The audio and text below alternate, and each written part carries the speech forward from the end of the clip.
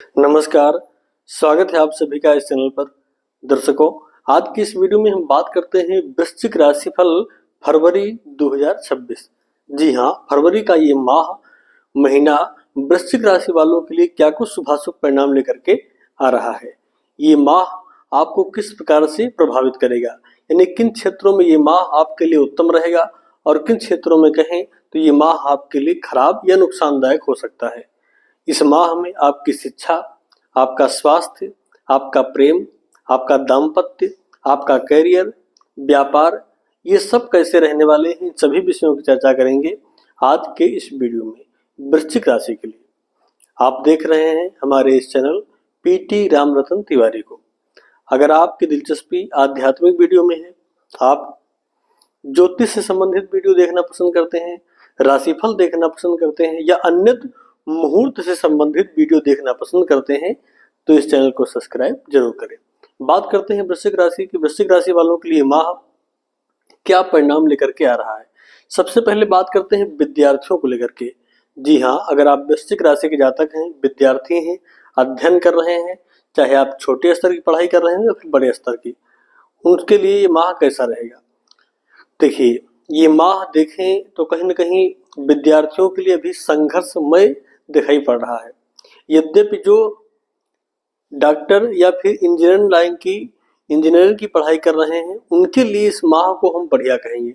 Researcher प्रवृत्ति जिनकी है या फिर जो लोग रिसर्च के क्षेत्र में कार्य कर रहे हैं, उनके लिए भी ये माह सुखद परिणाम देता हुआ दिखाई पड़ रहा है। उनके उस कार्य में वृद्धि होगी, रिसर्च के क्षेत्र में आप सफलता प्राप्त करेंगे, ऐसे भी संयोग दिखाई पड़ रहे हैं इस माह में भी। यानी विद्यार्थियों के लिए कहें कि संघर्ष से युक्त समय तो है, लेकिन अगर आप अध्ययन में प्रयत्नशील हैं तो अंत में क्या जो परिणाम होगा वो सुखद आपको दिखाई पड़ेगा।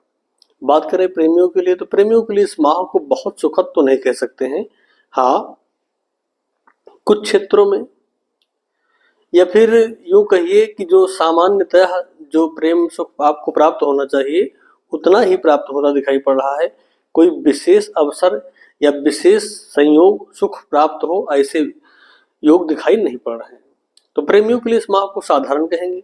बात करें दाम्पत्य सुख की, तो दाम्पत्य सुख के दृष्टिकोण से इस माह को सुखद कहेंगे।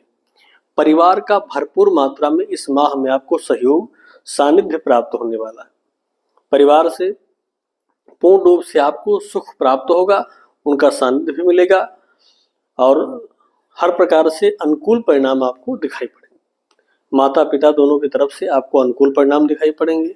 वहीं पर अगर आप कोई संपत्ति आदि खरीदना चाहते हैं, वाहन आदि भी लेना चाहते हैं, तो ये माह कहीं न कहीं आपके लिए सुखद परिणाम देने वाला रहेगा।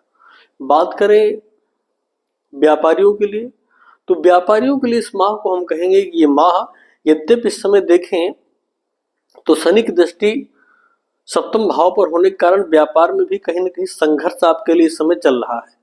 संघर्ष चल रहा है, गुरु की भी अनुकूलता आपको प्राप्त होती दिखाई नहीं पड़ रही है। लेकिन इस माह में हम ये कहेंगे कि सामान्यतः अन्य माह की अपेक्षा इस माह में आपको व्यापार में भी लाभ प्राप्त होता दिखाई पड़ेगा। आप पौरुष को यानी परिश्रम को मत त्यागिए, मेहनत करिए, परिश्रम करिए। ये माह आपको अच्छा रिजल्ट देगा व्यापार के क्षेत्र में। और उसके पश्चात अगर आप नौकरी कर रहे हैं तो फिर उस क्षेत्र में भी कई सकारात्मक बदलाव आपको देखने को मिल सकते हैं। चाहे जैसा भी बदलाव हो, वो बदलाव आपके लिए हर प्रकार से लाभदायक ही रहेगा। तो व्यापारियों के लिए भी इस माह को बढ़िया कहेंगे और नौकरी कर रहे जातकों के लिए भी ये माह कहीं न कहीं सुखद परिणाम देने वाला रहेगा। स्वास्थ्य को लेकर के भी कोई चिंता करने की आवश्यकता नहीं है। स्वास्थ्य इस माह में भी ठीक है, उत्तम है। मौसम बदलाव के कारण भले ही सामान्यतः बीमारियां, कहीं न कहीं छोटी मोटी बीमारियां प्रभावित करें आपको, बाकी स्वास्थ्य को लेकर के भी चिंता करने की आवश्यकता नहीं रहेगी। तो इस माह को हम आपके लिए सुखद देख रहे हैं, सुखद देख रहे हैं। परिश्रम का त्याग मत करिए, मेहनत करिए। मेहनत के अनुकूल जितना अच्छे से आप इस माह में मेहनत करेंगे, उसके अनुकूल आपको परिणाम आपको प्राप्त होता दिखाई पड़ेगा। यानी मेहनत का पूर्ण रूप से फल आपको मिलेगा और उसका त्याग मत करिए। उपाय क्या करना है? उपाय एक करिए, इस माह में अपने छोटे भाइयों को